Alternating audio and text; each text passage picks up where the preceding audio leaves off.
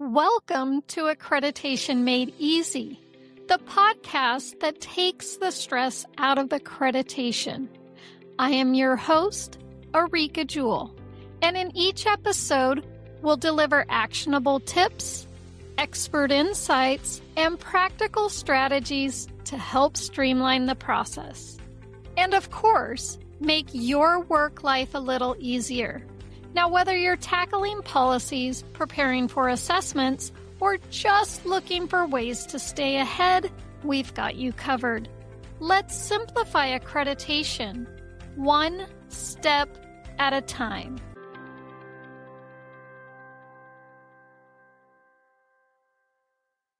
Required references are just one of those things in accreditation that everyone knows they have to include.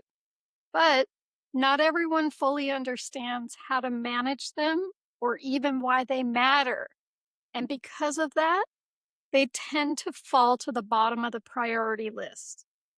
Let me pause here for a second. Hi, friends. I am Areaka Jewell, and welcome back to another episode of Accreditation Made Easy. Today, we're talking about required references, what they are, where agencies struggle, and how to manage them in a way that actually makes life easier. So let's start with what I see most often. Agencies are juggling a lot when it comes to their assessment, right? Policies, proofs, file building, preparing for assessors, and those things should take priority. They're actually the core of the standards. So what happens? Required references get pushed to the bottom of the list. Or once they're added, they're never looked at again. And I get it. It's not intentional. It's just one of those things that's easy to forget. But here's the problem with that.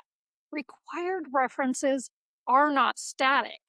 Sources get updated, and if you're not going back and checking them, there's a good chance that at least some of them are outdated or the link is broken.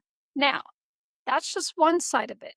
The maintenance side, there is another side that I see just as often. And that's a misunderstanding of what required references are actually for. And a lot of times I see agencies treat it like it's just a checkbox. Find the document, attach it, put the link in there, move on, done. The content of those references actually expands on the standard. It gives it more context, more meaning. And in some cases, it directly impacts how you should be writing your policies or what proof should be required. For example, let's say the required reference is tied to training.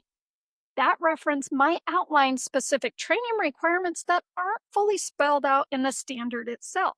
Or maybe it requires a certain notification be given either in the field or internally within the agency. Another big one I see is records retention schedules. This is a great example because a lot of times agencies will attach the schedule and move on. But that document is telling you something very important.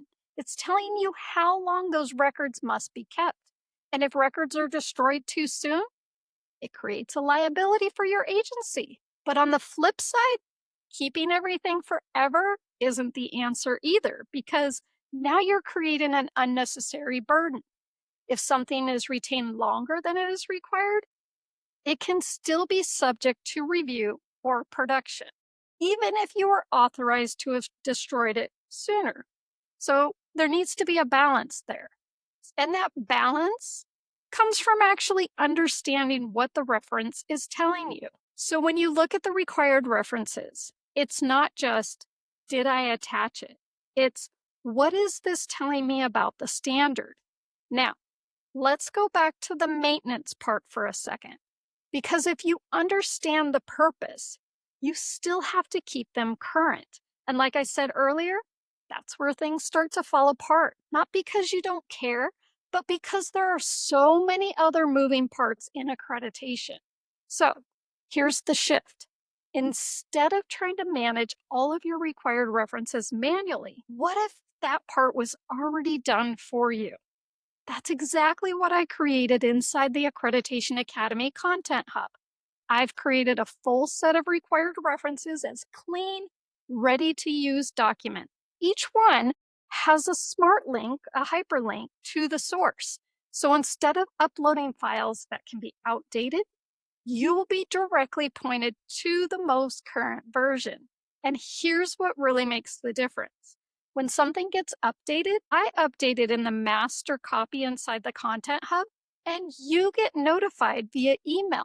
You review it and accept, and then the references that you have attached in your assessment update. So instead of trying to remember to go back and check everything, the system is doing it for you.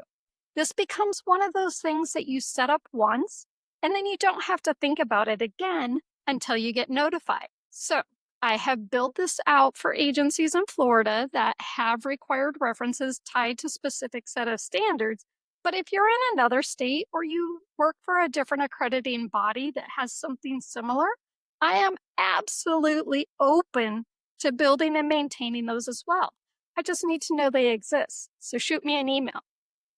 At the end of the day, required references are not just a box to check. They're there to support the standard and give context, and to guide you to build your policies and your proofs.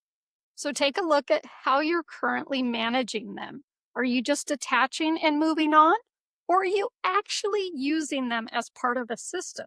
Because when you understand their purpose and the way to keep them current, it becomes one less thing you have to worry about. So, to recap, we talked about the importance of required references and how to keep them up to date in the smartest way possible. To get access to the plug and play version that I built inside the Accreditation Academy Content Hub, head over to www.accreditationacademy.net/sign up and check the box for required references. If you found this episode helpful, please consider sharing it with someone else. And don't forget to subscribe if you're not already so that you get notified whenever a new episode drops. All right, friends, that's it for today. But until next time, let's keep making accreditation easy, one step at a time.